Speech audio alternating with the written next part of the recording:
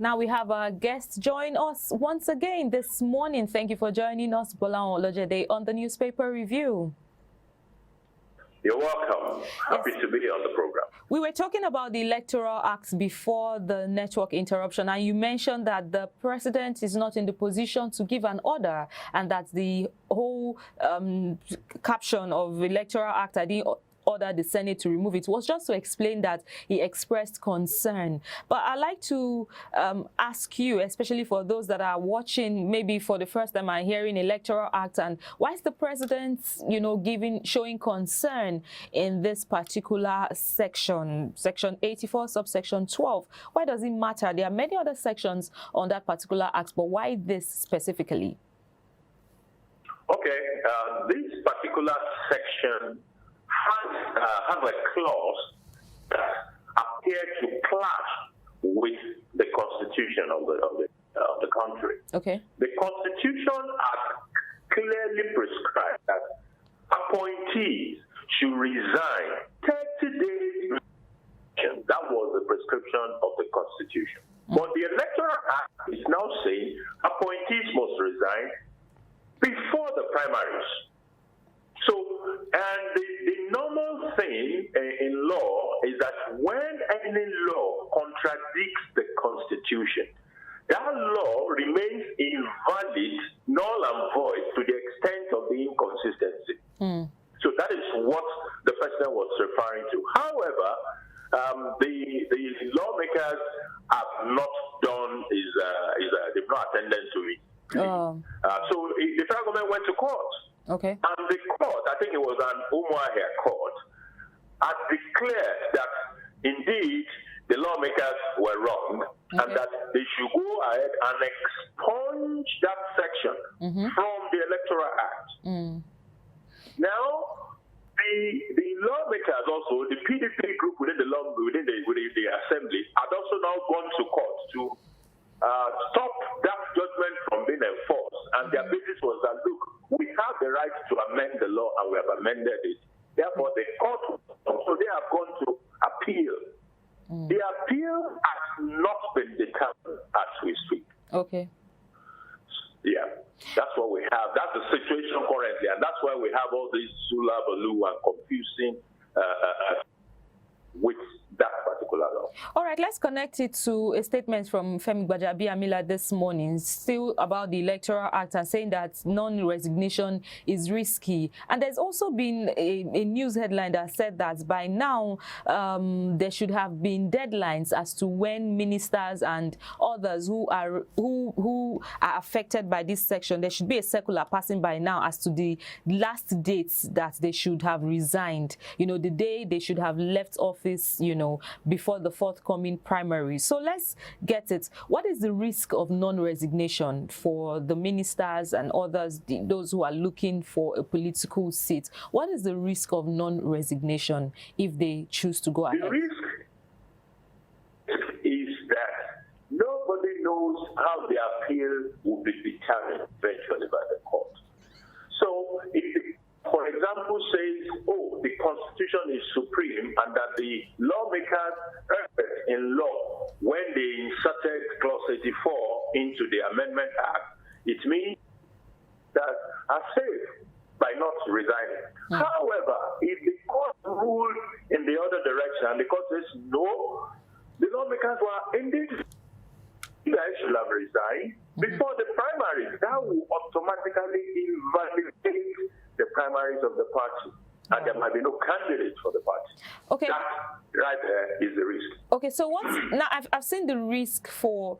Can you separate the risk for the individuals and the risk for the parties? And does it favor another party who decides to probably give candidates who do not have any appointments, who do not have any baggage, any office at the moment? Does it give them a higher advantage this time around? It does. It does. How because so? When the court invalidates primaries, then you don't have a candidate. Oh. That's the problem. You don't have it. So it is better that this matter is resolved. There should be the best way to resolve it is actually to get the appeal court to issue a judgment on the subject matter. Otherwise, there's a risk. There's a risk out there. The primaries might not be valid. But how soon can the courts issue a judgment on this subject matter? How soon, you know? I know that May 4, I know they're supposed to be in court May 4, but with the way our system works, do you think they're going to get a judgment that would move fast enough before the first primaries from any political party at all takes place?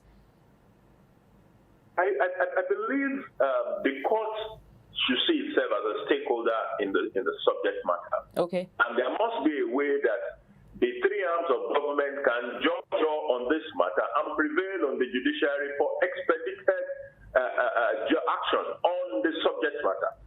So that they give it a priority and make a decision. Okay. We can avoid all the confusion that is in the space right now. Okay, let's move away from Nigerian politics and talk a bit about education. So May 1st is coming, but also the 21-day ultimatum from ASU to the federal government is, you know, almost coming to an end. And Nigerian Labour Congress has come out to say that they are going to have a nationwide protest, and it's going to be, they are giving the government a 3-day warning. You know, there's that warning out there. I guess it was you and I that had a conversation to say that, are they taking advantage of the election season to avert strike? And you said there can be industrial actions next year, next 2 years. It can keep repeating itself. But now that the NLC has come to say something, are you expecting a difference, or are we just going to have another 3 days that will just come and go? When I look at the space right now, the Minister of Education is Adamu. He has been very quiet. Someone said he might also be nursing the ambition of contesting for a post. The Minister of State for Education is Nwajiba. He has purchased his form to contest for the presidency. The other party that is involved in the discussion with ASU is Labour. The Minister of Labour is Ngige. He has indicated his interest in contesting the presidency. So apparently, the critical stakeholders towards the resolution of the ASU problem are actively involved in political engagement right now. Exactly my point. Let me butt in here. Yeah. If they are involved in politics right now, especially Chris Ngige, isn't this a good time to resolve the matter and give yourself a good face? Just saying. No. See, this is how it works. First hurdle in this political journey has nothing to do with you and I. It is strictly the delegates. So they are not dealing with you. You don't matter for now. It is after they have won the primary, that's when the voters become relevant. So for now, what these aspirants are concerned about is how many of the delegates they can persuade and how they can swing the vote in their favor. Primaries is concerned. The primaries have nothing to do with the capacity of the candidate to deliver a dividend of democracy to us. No, nothing. It's about money and political affiliations and political patronage. That's what it's all about. You know, so after the primaries, this is my take. After the primaries, all primaries must happen in May anyway. Most likely, it is after the primaries that we will have a final resolution. That's a problem. That's what I foresee. All right. So irrespective of whatever Chris Ngige does or not do, it doesn't change his status as maybe a better candidate for the political party he's running for. That's what you're saying. It doesn't change his chance for the primaries. All right, but let's now look at the Labour. Let's look at the Labour Congress and ASU and how far they have been able to help the educational sector get what it needs from the government. Now that NLC is actually intensifying their demands, the demands that ASU has made, now that there are plans to intensify these demands, how do you see the reaction coming from the government? Well, I think it will get more activities in the space. I mean, Labour like all the noise, and when that space, they should help to jumpstart certain level of discussion. But I expect that Labour will start to come to the table with solutions as well. Let me give you an example. One of the problems with this ASU issue is the issue of IPPIS versus UTAS. IPPIS is the first solution. UTAS is the one by ASU. And they've not been able to move past that particular problem. Yes. It is the most basic, the most simple problem to resolve. It is a matter of calling in a third independent party IT firm to say, assess IPPIS, assess UTAS, and give us your verdict. Oh. But they refuse to do that. The only reason they have refused to do that is that there is money on the table. It has to be about selfish interest on the side of the government and the IPPIS, because if you adopt IPPIS, annual renewal, there will be money.